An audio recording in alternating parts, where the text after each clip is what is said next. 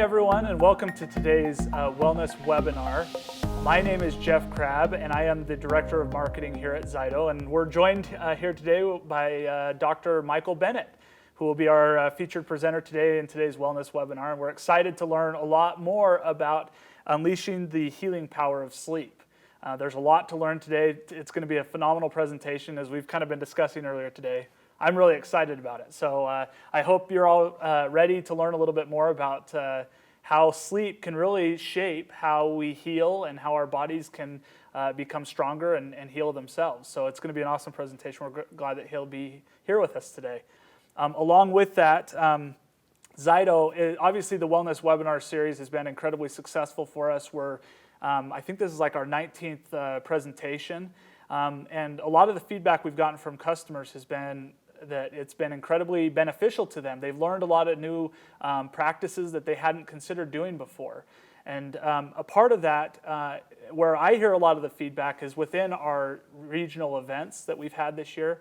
I've had the chance of meeting a lot of you at these regional events, and we have one or two more here domestically for the rest of the year. And so our next regional event for ZYTO will be held in Indianapolis on July 27th. It's a Saturday. I think we have upwards of 150 people registered for it. We hope that if you haven't and you're in that area, that you take the chance to get there. This is a training event to learn more about how to utilize your ZYTO technology. It's an open forum of questions and collaboration. It's a huge opportunity for networking with like-minded practitioners in your area. So be sure to register online. The link is there, zyto.com/events. And it's a great opportunity to come and meet with us and hopefully enhance your experience using ZYTO technology. And as you know, this year we've kind of started out our 2019 Wellness Challenge. We've had a lot of submissions, and it's been fun to see what everyone has been doing around the world, whether it's been hiking or kayaking, camping, running marathons. We've had a lot of submissions come in, and that's been really exciting to see the participation from customers. Our employees here have been incredibly active this summer, and we hope you have as well. Our giveaway for this last month is actually a brand new set of Apple AirPods. So it's really easy to participate. There's no entry. All you have to do is the steps are there on screen. Email us at marketing@zyto.com. You just complete an outdoor activity and be sure to post that picture on a social media using the hashtag ZYTO Wellness Challenge, as well as submit that to us via email at marketing@zyto.com. And that will get you entered to win cool prizes like AirPods. This next month, we're actually going to be giving away a GoPro camera. So be sure to participate with us. We'd love to see what you're up to this summer. The purpose of these ZYTO Wellness webinars has different purposes, I would say. Every month we focus on a different criteria or a different emphasis. For example, this month is centered around the importance of sleep. It's really to provide useful wellness information for health professionals and enthusiasts. And then we obviously bring in professionals like Dr. Bennett here that can share their unique perspectives on any given topic. And then obviously we want to encourage people to understand how any sort of topic can be understood from the ZYTO perspective as well. So that's really the purpose of these wellness webinars. I'm super glad that Dr. Bennett is here with us locally, actually in studio. It's kind of fun to be staring at another person. Sometimes it's a little bit hard to stare directly into a camera, but we're glad that you're here. Great to be here. Yeah. Tell us a little bit about your background and really lead us into where your passion for sleep and resolving that concern comes from. Yeah, so I'm in my 20th year of my career. The first 12 years were as a general dentist in Provo. I remember seeing a lot of patients coming in and having broken teeth and worn down teeth and crowns and recession and gum disease and all kinds of oral problems, which I was highly trained to fix. But after they would come in over and over again, after I do work on them and then it would not stay that way, I started looking into underlying causes. And as it turns out, the science points towards some really interesting things that cause oral conditions to deteriorate. One of them being if you have fragmented, disruptive sleep patterns, either because you snore so loud that your brain stays awake all night long, or you stop breathing those things can disrupt your sleep and cause airway disorders to develop and oral conditions to be a problem. So I thought, you know what, if I can either chase the symptoms and fix things and, you know, do really well financially doing that, or I could help these folks, including my own family, get to the underlying causes of what was causing a lot of this oral breakdown. Yes, yeah. So I think that's something that a lot of our viewers can relate to.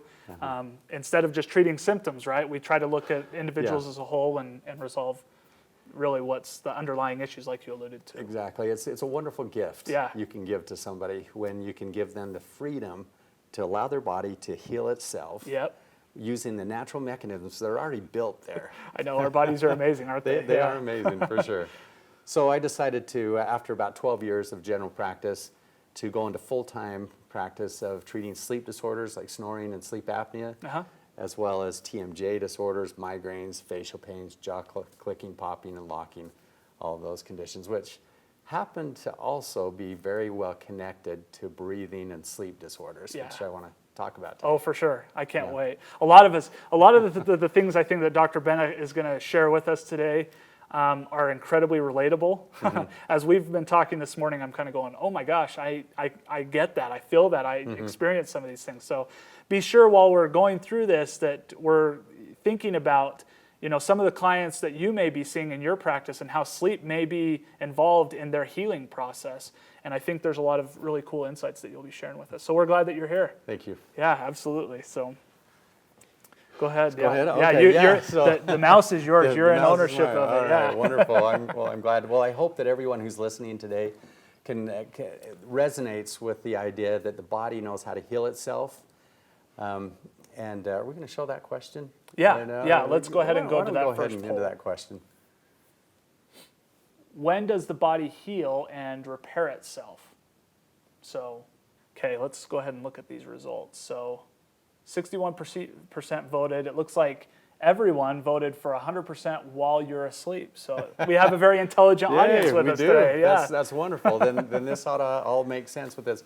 As healthcare providers, we're trying to relieve suffering with our clients, and we're trying to help them enjoy the highest quality of life possible so that they can ultimately follow their dreams and be productive in their lives. And for me, that's exciting when I hear people coming back and saying, hey, I feel so good, I think I'm going to serve a church service mission, or I'm going to start a nonprofit, or I'm going to do other great things that help. And so you're absolutely right. Sleep time is the time when the body repairs itself. Well, so sleep is the time, and my title is Unleashing the Power of Sleep. You either pay now or pay later to get your sleep working. And that's a picture of my little granddaughter smiling. That's actually how I feel as I think about this wonderful concept. That as we as healthcare providers, if we analyze our patients to see if they have any risk factors for sleep disorders, and today I'm going to go through a lot of those risk factors. If we identify those and screen them out, our therapies will end up working much better because the body's working with us and not working against us.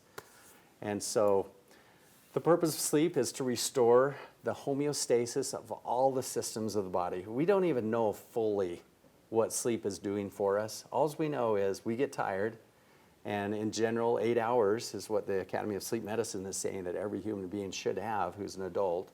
Children should have more than that. That is the time when the muscles are repairing from a long day of hard work, or the brain is repairing. For example, Alzheimer's is a condition where if the brain does not offload all these built-up proteins called beta amyloids, then we have a higher incidence of Alzheimer's. And during our REM sleep and non-REM stage 3 sleep, that's when all that is detoxing. So if we are snoring and if we're struggling to breathe at night and we don't get that reparative process, then the beta amyloid doesn't get thrown out of the brain, and it continues to build, and we develop higher and higher risk for having dementia later on in life. So the goal is to have the repair done, to sleep during those hours, and then my goal in treatment is to open up the upper airway, meaning that airway through the nose and through behind the tongue, those pipes that we breathe through, to open it up so that we can comfortably, quietly breathe all night long and enjoy that power of reparative, restorative sleep. Yeah. So here's a good concept. Looking at the tree, if you see the tree with leaves, leaves are often considered to be analogous to symptoms. Symptoms like restless sleep. See if any of you relate to any of these. Snoring, bedwetting, swollen tonsils, mouth breathing, difficulty in school, or just kind of mental fog. I can't remember names well.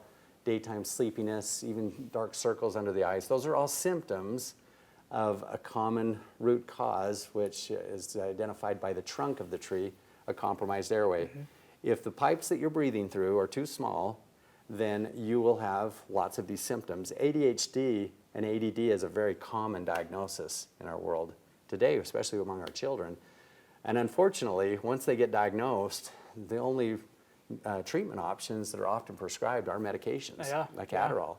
Mm-hmm. And not many people understood or understand that Adderall is a methamphetamine derivative, which is like speed. So it's a stimulant. How many of us want our children to have this stimulant in a developing brain? So there's challenges with that because growth hormone is secreted during non-REM stage 3 sleep. And if our brain is stimulated overly so, it's going to reduce the amount of non-REM stage 3 sleep. And so literally, genetically, our growth can be stunted, both neurologically and overall physically can be stunted. It just stands to reason that we don't want stimulants in a growing person, especially in a growing person.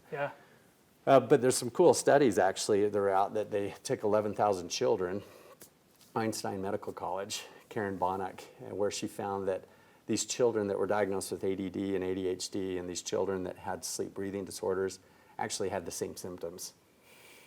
So that tells basically the practitioners that you've got kids that are overly tired, that aren't breathing well at night, and you should look at that as a part of the workup process instead of throwing them right onto the medications. So let's look at underlying causes.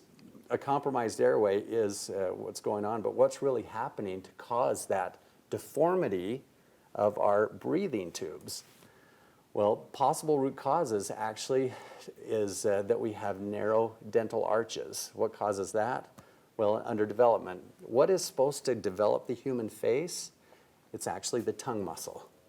The tongue muscle, when it's up on the roof of the mouth all night long, mouth closed during sleep, provides the orthodontic expander to develop the skeleton. And built in, yeah. It doesn't cost thousands of dollars. Yeah, exactly, right? What's the average orthodontic bill, I know, right? a few $1,000s, It's a lot. Yeah. It's $3,000 to $10,000. Sure. And some of us have done it twice. But yeah, if we understand that muscle during a swallow 2,400 times a day is putting light amount of pressure up on our palates and developing our structures from day zero, we come into this world, then we'll have normal skeletal development of the oral structures. And I'm going to show you some pictures of how the mouth relates to those breathing pipes. Oh, I can't wait. But then there's other things like breastfeeding, tongue thrust, processed foods. All of those can contribute to an underdevelopment of our airways. So I alluded to a lot of these conditions like ADD and ADHD. It's actually 5 to 11% of kids have it now that are diagnosed with it. Obesity is at an all-time high. It's actually connected to sleep because we don't sleep well, we don't get the normal secretion of hormones that regulate appetite and so on. Low IQ, stunted growth, those are all things that I think we can relate to. In fact, the research says that about 9 out of 10 Americans can at least relate to one of these things. From a dental point of view, we see over 90% of people have malocclusions, which is an underdeveloped mouth. Is that right? Yeah. That's crazy. So, yeah, isn't that something? Yeah. So, if we had 90% people with a clubbed foot, wouldn't we rise a crisis, up right? as a people? Oh, that's a crisis. I mean, we have an opioid crisis, a clubfoot crisis, but we have this oral deformity crisis. And it's a real problem. Are we getting to the root cause?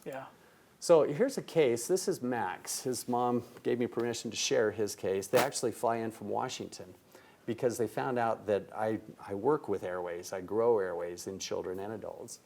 And his background is that he was on 2 medications for asthma, one for allergies and a bronchodilator as needed whenever you start wheezing.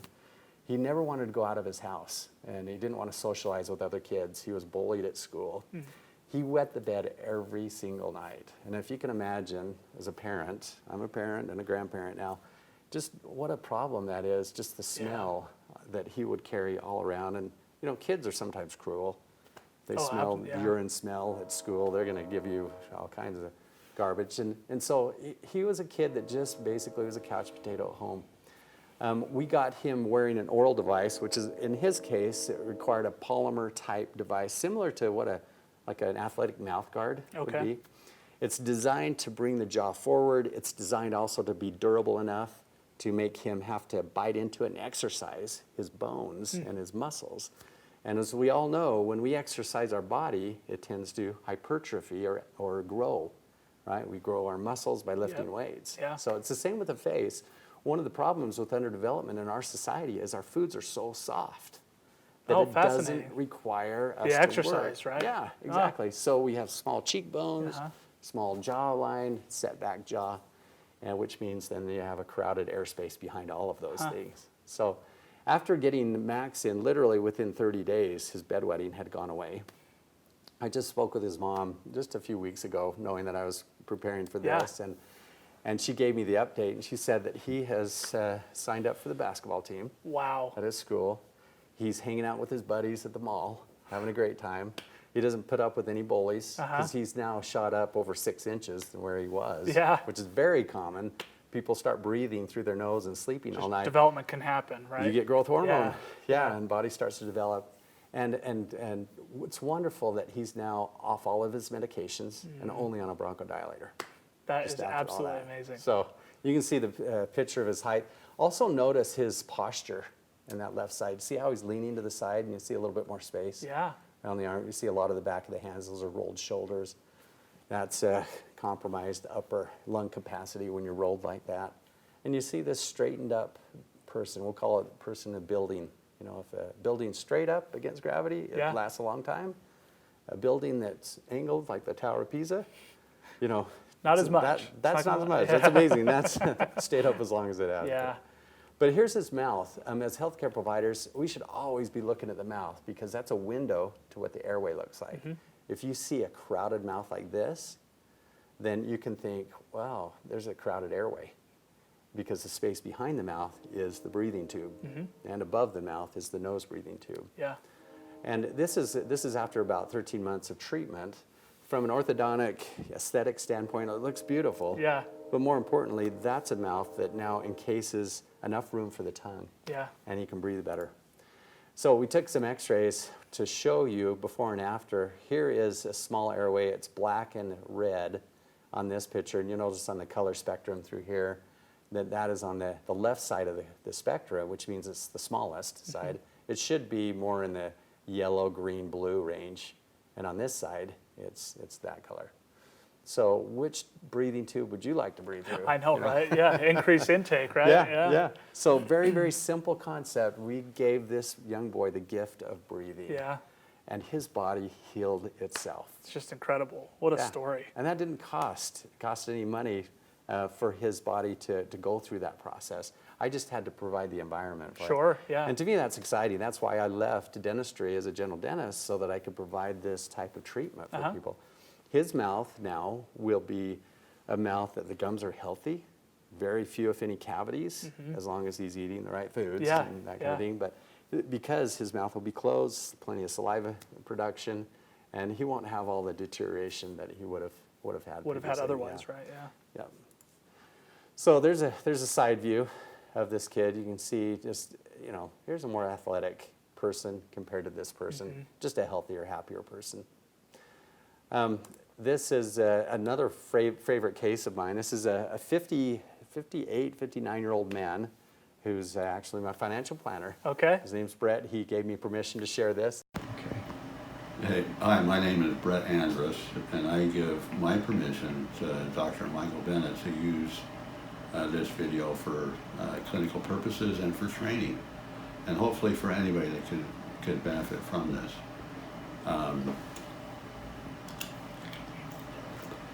I'll just take out the top, but I've been wearing this now for about 11 months, and it has made a major difference in my quality of life.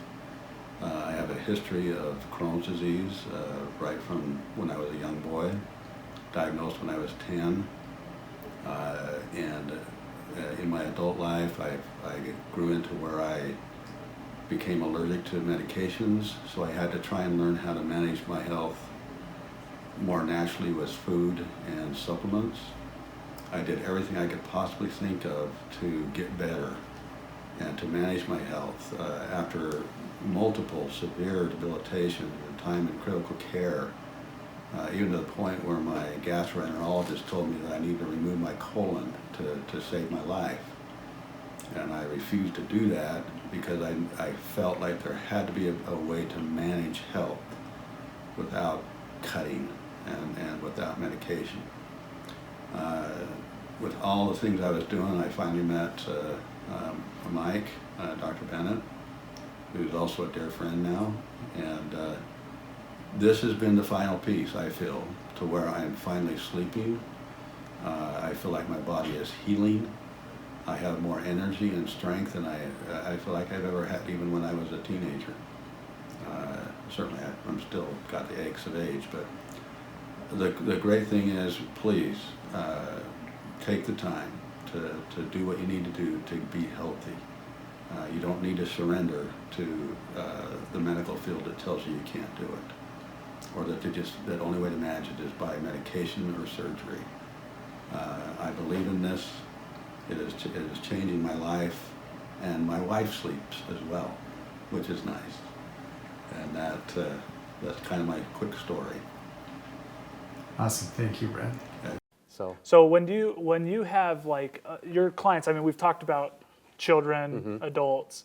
What's kind of like do you have like an ideal age where you can begin to shape it more effectively, or is it really effective regardless of your age range? It's effective for any age. Okay. It's easier when you do it early on in life. Yeah, for sure. And so we prefer at 1 week old that we're talking to moms about breastfeeding Yeah. and making sure that the tongue and the lips released so you can get the normal development. Yeah. And you're also you're helping parents to understand that you've got to eat foods that are durable enough to make the structures work. And so what does that look like? Well, there's, for example, you can buy this mesh bag and put a carrot in it. Okay. And the kid will gnaw on the carrot through the mesh bag, but they won't choke on any of the fragments, but they'll get the juice of it. And that will cause them to work their structures. So as soon as they get their first teeth in, they can start using that. Wow, and okay. that helps to develop their Okay, structures. cool. And so if they don't have a normal development, let's say they don't have spaces between their baby teeth, Yeah. which they should, Uh-huh.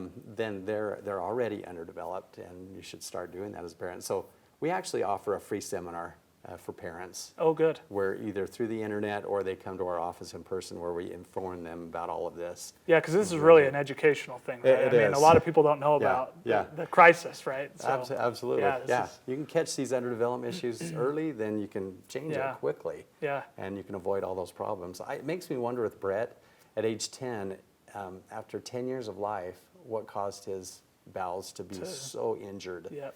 He was likely not breathing well all that time. Just didn't know. Kids just don't know Yeah, right. what's normal. Yeah. So anyway, it's a good case. I do want to get to the science about that. Let me show you one more case. Yeah, of course. And then we'll kind of get into more science. This is Hunter. He's age 10. This is a real typical case after 1 week in treatment of wearing a device that stimulates the growth. You can see that the change in his mouth, which now is after this seminar, I hope you're thinking, well, if I see a larger mouth, I'm envisioning a larger airway. Which airway is larger, the one on the right or the left? Well, of course, it's the right side. And as it turns out with him, after 1 week, he stopped wetting the bed. So he's sleeping through the night. Yeah. And when you sleep through the night, you get all the benefits of reparative, restorative sleep. It's just So life-changing. it's pretty amazing. So I guess one of the things I'm thinking of is all of us, I think, can relate to it in one form or another. Do you feel like you have to reach certain, like 3 criteria of a list, or even 1 criteria is enough to get started on a program to help develop this stuff? For example, if I may grind my teeth, is that enough to start into a program like this, or do you feel like you need to have several symptoms before you would recommend treatment like this? Good question. I think that whatever is affecting your quality of life the most, you want to decide whether to jump into treatment or not. Yeah. Now, the anthropologists say that our teeth enamel should have 160 years worth of enamel. God. Yeah.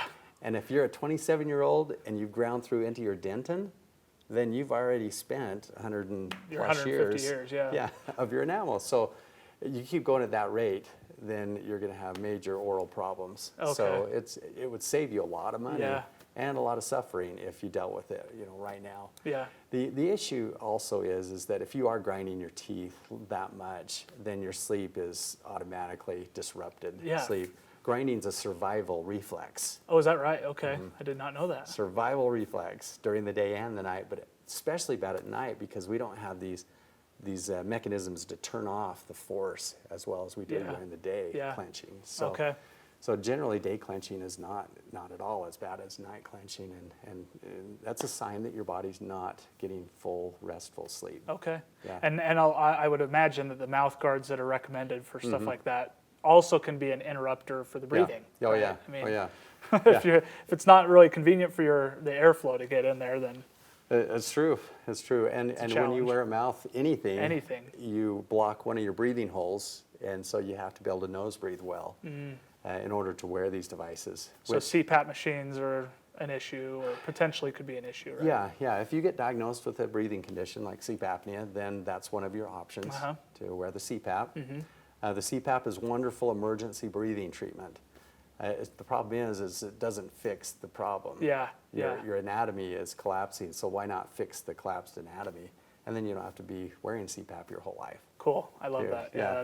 That's super But helpful. talking about grinding, my daughter Sadie ground her teeth for years, and we could hear her walking by a room just grinding away. And she had a really severe skin condition called eczema, severe eczema. Where she would scratch her little ankles and her hands, and she'd wake up and she'd say, "Mom, Dad, I have bleeds," meaning that she has blood-stained sheets and stained hands from her scratching. Wow. All involuntary, unconscious sleep scratching of her skin.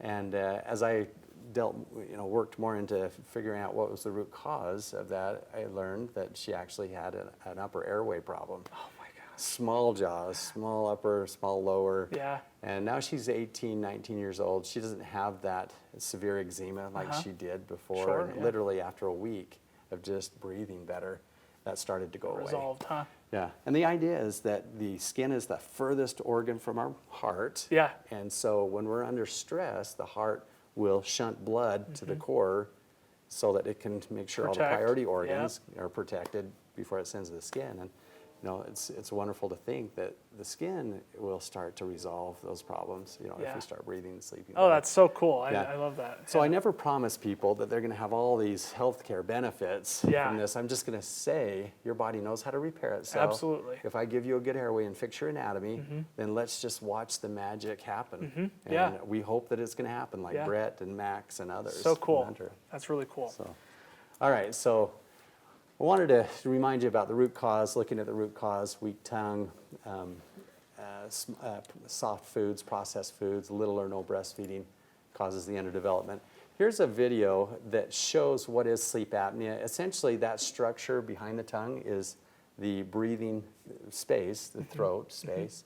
And normal breathing is to have the air intake through the nose because the nose filters it and it goes behind the tongue. But what happens is if the mouth is small, too small for the tongue, then the tongue pushes into the breathing tube, and that causes sleep apnea.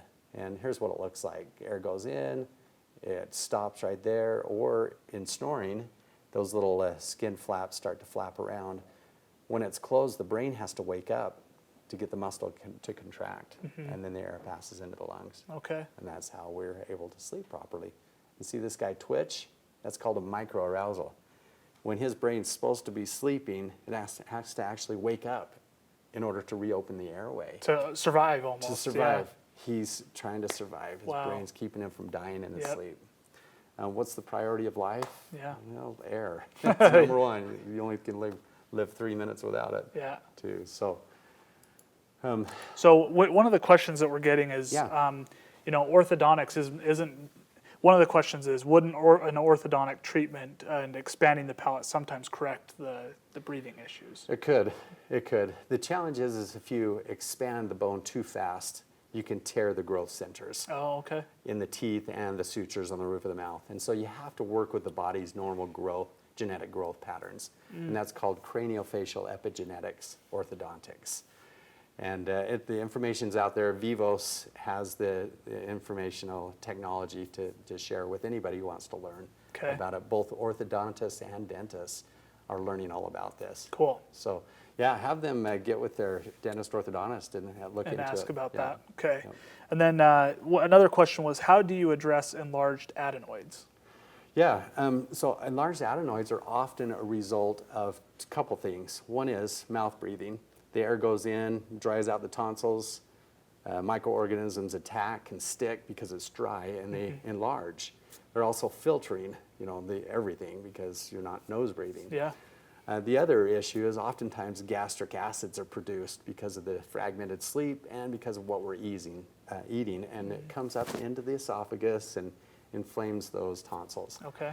So the goal is, if you can get the device in the mouth to open the airway, to make more space around those tonsils, and to establish nose breathing, then the air can go in and pass the tonsils clean.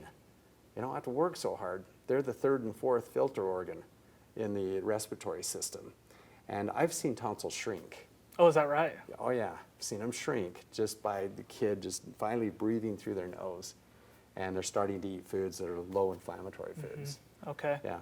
So they definitely can shrink. You just have to give them a chance and get that mouth closed and the nose open. Okay. That's good awesome. question. Yeah, good.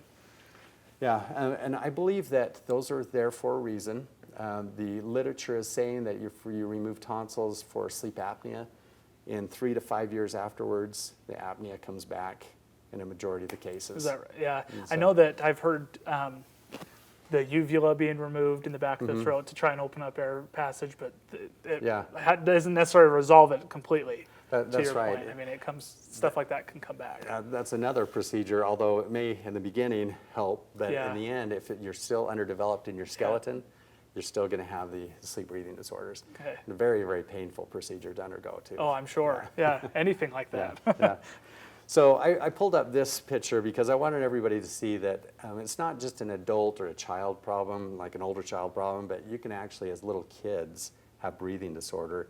Even sudden infant death, syndrome, is a condition where it's thought that is an infant sleep apnea condition. Yeah, and the autopsies of these little infants that have passed on, they have small underdeveloped airways. Wow.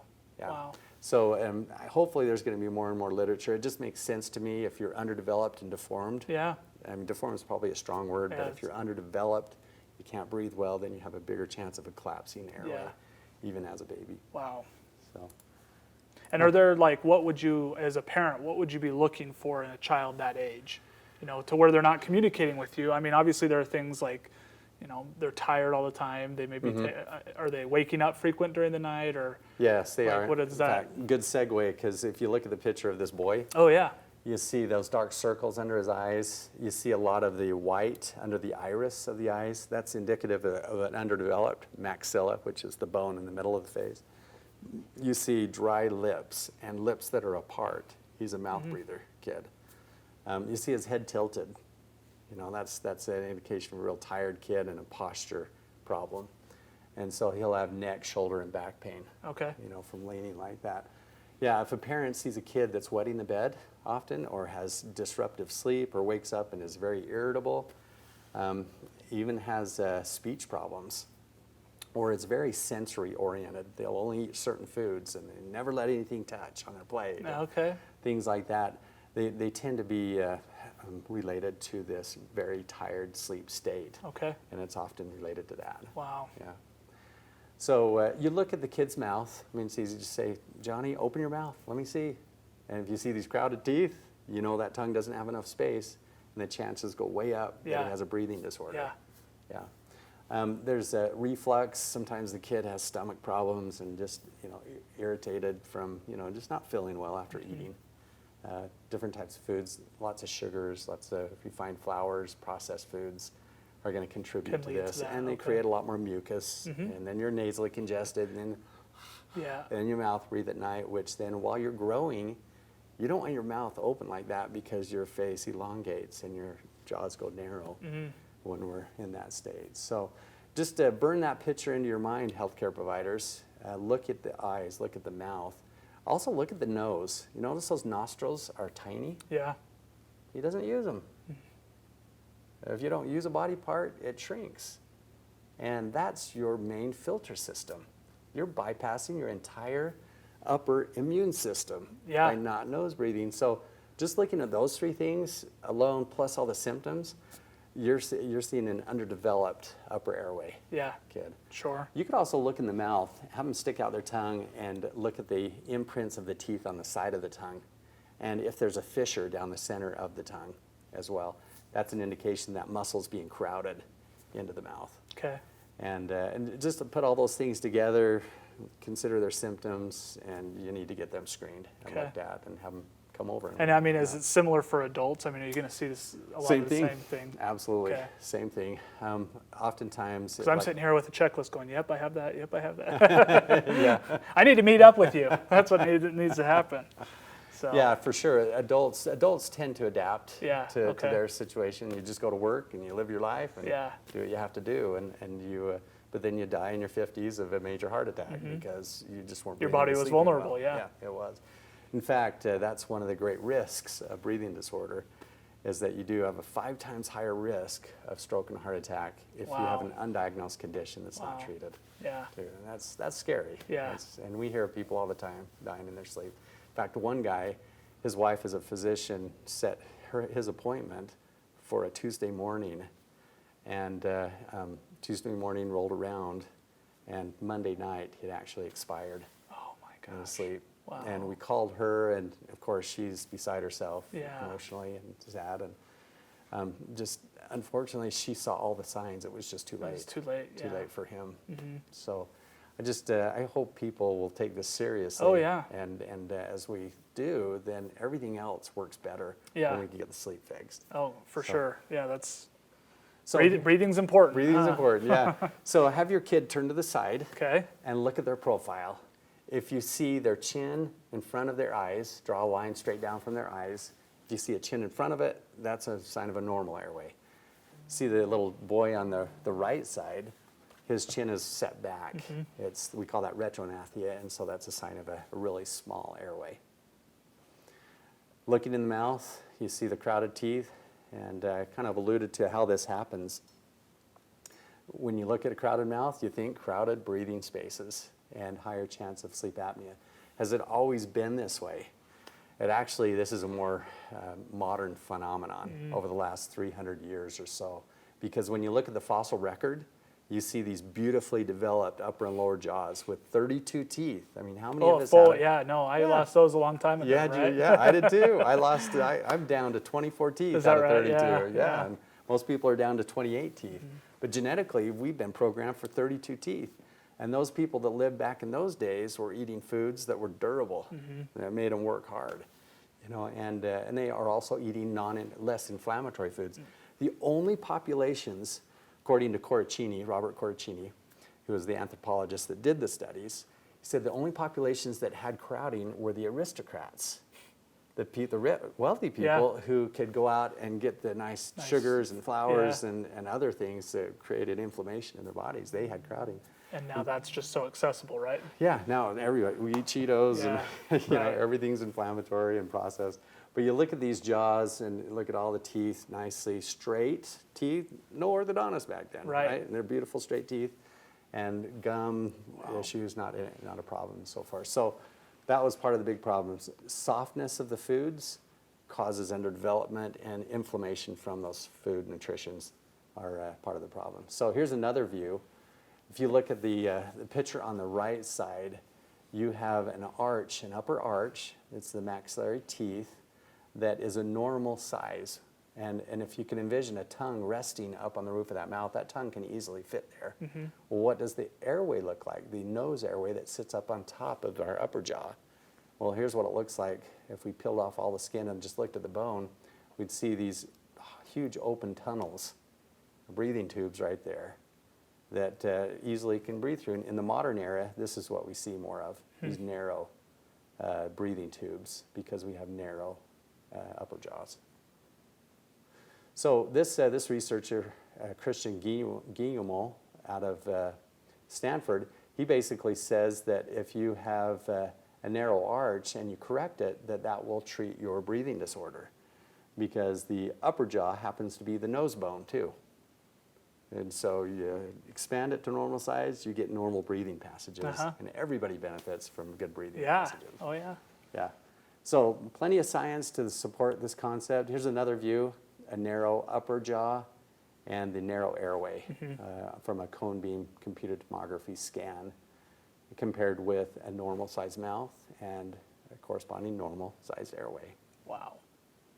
So just to, kind of in summary, I hope that everybody remembers Max and Bret and Hunter, and that their real issues happen to be related to a breathing disorder that was not known prior to coming. And by screening them, by identifying a lot of those risk factors that we mentioned, circles under the eyes and small nostrils and crowded teeth and dark circles, all those things, and underdeveloped jaw, all those things can give us a good idea if they're not breathing well. And if they're not, then their bodies won't repair and heal properly. And if we can identify that and fix it, then everything starts to work better. Yeah, in terms it of self-resolves, right? Yeah. So cool. I think it's just fascinating.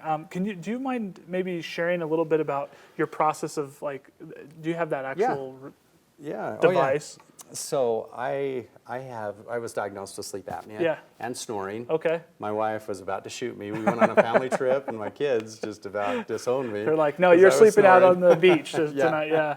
And I never thought that I'd be saving marriages in my profession, but I do all the time. Oh, I'm sure you get the best thank you letters. But for me, I was a kid that grew up in the 70s, and then it was very prominent to pull teeth if you had crowding. So they did. They pulled my teeth.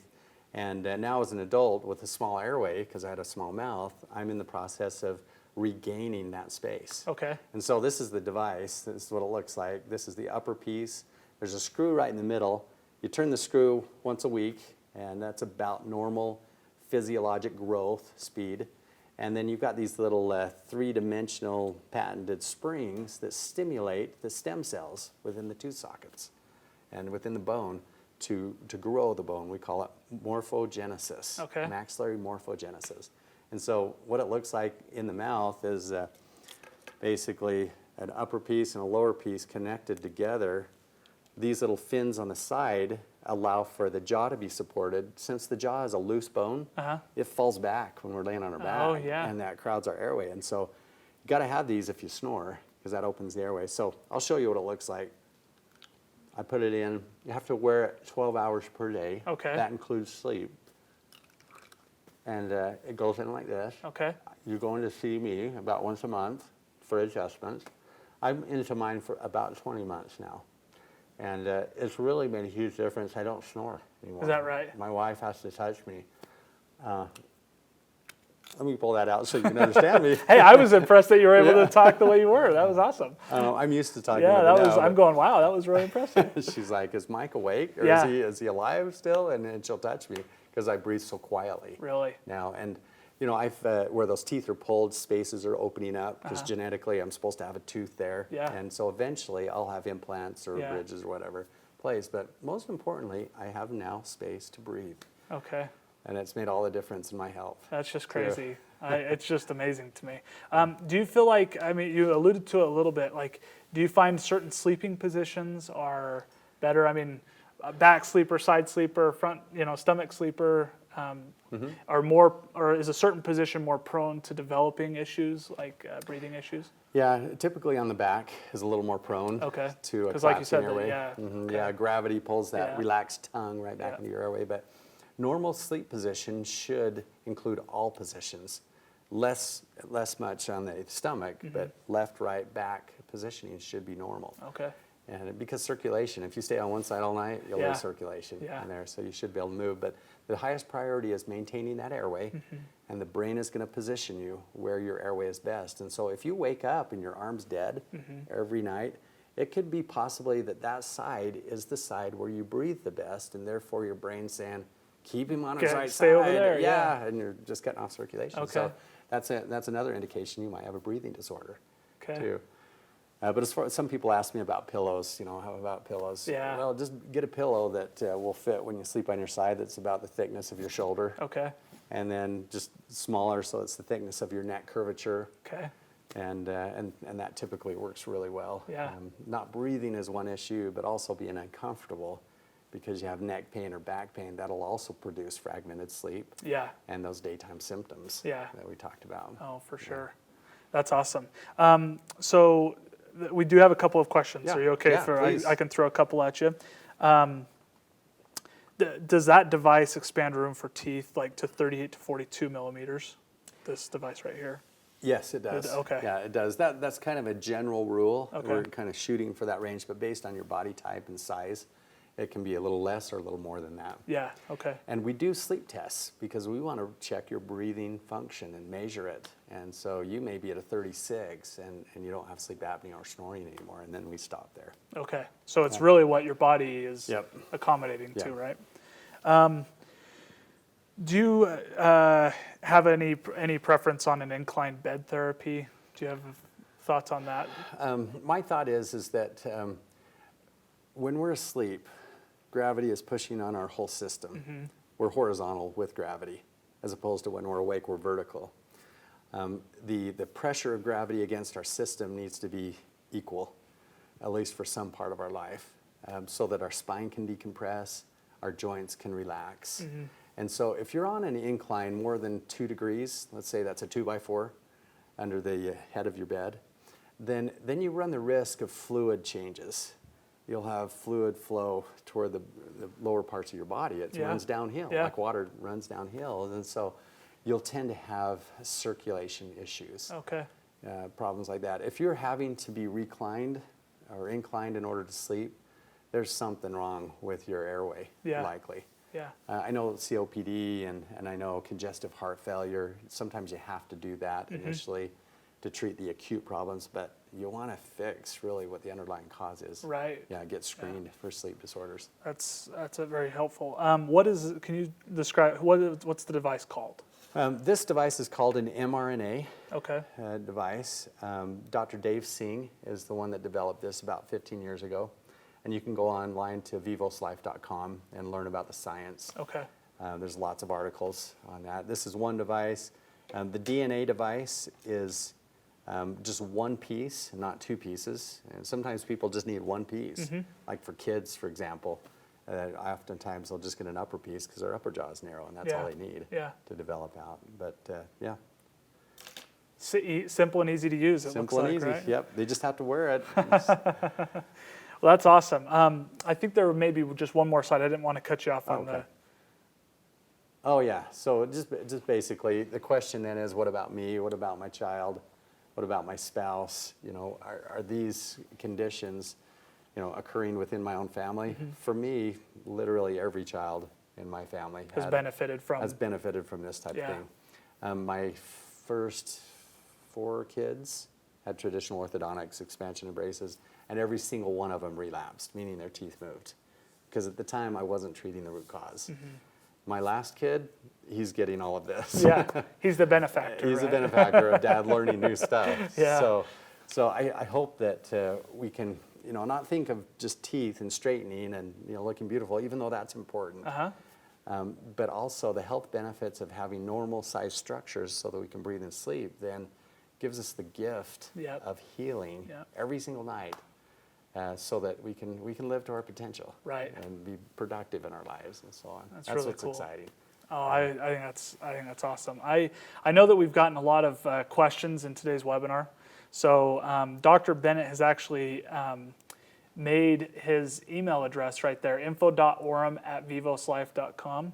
So if we weren't able to get to your questions, you're welcome to reach out to him for additional information regarding any of the approaches. These retainers is a more simplified. Yeah, that works. I know there are fancy Growth retainers. devices. Growth devices, yeah. But anyway, we would just recommend reaching out to him for that. And I just want to say thank you. I've learned a tremendous amount. No joke. Before we came on the webinar, I'm sitting here going, I need to sign up for a consultation because I'm one of those people that probably has 5 or 10 different of the symptoms that the root cause could be attributed to my sleeping. So, and I think we could all use more effective sleep. We sure can. We're busy. Our lives are busy, and sleep's important to make sure that we heal the way we need to. So. Well, I love that concept of we are addressing root causes. Yeah. And the body has powerful abilities to heal itself if we can just get that sleep side working. Yeah. Well, so yeah, everybody who's interested, we do provide free information for parents and practitioners where they can call our office. We have a person who's an education specialist who can review it over the internet or actually in person to talk about why this is important and what to look for in their kids and when to start treatment. The earlier the better, really, on these situations. We have kids that come in for just tiny little 7-day-olds and even an 18-month-old. We took out the pacifier and gave them an oral device that would stimulate better growth. Yeah. And so it's possible to prevent disease before it even starts. Yeah, which is a powerful concept for all of us. I think we can all relate to that for sure. So, Yeah. Well, thank you to Dr. Bennett. This has just been super insightful for me. I hope everyone enjoyed the comments and commentary. Like I said, if you have any questions, you're welcome to reach out to him and his staff, and they're definitely open to answering any additional questions. vivoslife.com is also a website that has information available to people. So education is key, and I think we can all relate to that as far as helping people understand the health benefits of that. On the next slide, we have our June Wellness Challenge winner is Whitney Meek. There's her picture right there, hiking somewhere with a ZYTO bandana. So these are some of the other entries we had from around the world. Just fun out cycling, hiking, running, doing a bunch of fun different things. So Whitney, we're all super jealous because these are the new AirPods. And so we're all super jealous that we have to ship them off to you. But congratulations. This will be a fun little prize for you. And be sure to enter again into our Wellness Challenge by submitting your pictures to marketing@zyto.com and then posting it on social media using hashtag ZYTO Wellness Challenge. We're all about wellness here. Sleep, maybe we all need to take our Wellness Challenge of sleep. Yeah. That'll be our Wellness Challenge for July, right? Good. So quick reminder of the Indianapolis event later this month. We're super excited to be there with you. If you're going to be there, be sure to say hi to us. And if you're not registered, it's free to register. It's a full-day training event to learn more about how to use ZYTO technology. Sleep, in the balance system, into our select and elite systems, sleep is a huge component of the lifestyle areas that you actually can see and gain insights from our scans. And so, when you run your ZYTO balance scan, for example, you can see sleep as one of the lifestyle areas that can help lead into understanding further some of the health benefits of that Dr. Bennett has talked about today. So be sure to be there. Register online at zyto.com/events, and we'll plan on seeing you there. Our July savings, the promotions that we have running for the month of July are on the screen now. We are offering for a balance purchase 2 months of subscription for free. So it's $100 in savings. If you're looking at a more advanced system that allows you to kind of delve a little bit deeper into some of these symptoms that we've talked about, we're offering 6 months of free subscriptions for select, elite, and EVOX purchases. And you can learn more online at zyto.com/July-promo. And we have all the information there online. Our next wellness webinar is in just a few weeks. It's going to be with Dr. Terrell Booth. He's going to be talking about allergies in the immune system. It's going to be a phenomenal presentation. Dr. Booth actually has a fully customized biosurvey that's built within the ZYTO technology that he uses and distributes. It's incredibly effective. And so if you're interested in learning about that, be sure to register online at zyto.com. That will take place on August 7th at 10 a.m. Mountain Standard Time. So just here in a few weeks. And we just want to thank you again, Dr. Bennett, for being here with us. You're welcome. It's been great. Definitely appreciated having you here. And if we don't see you in Indianapolis, we'll plan on seeing everyone else here next month for August Wellness webinar. So we'll see you then. Be healthy and safe, and we'll see you soon.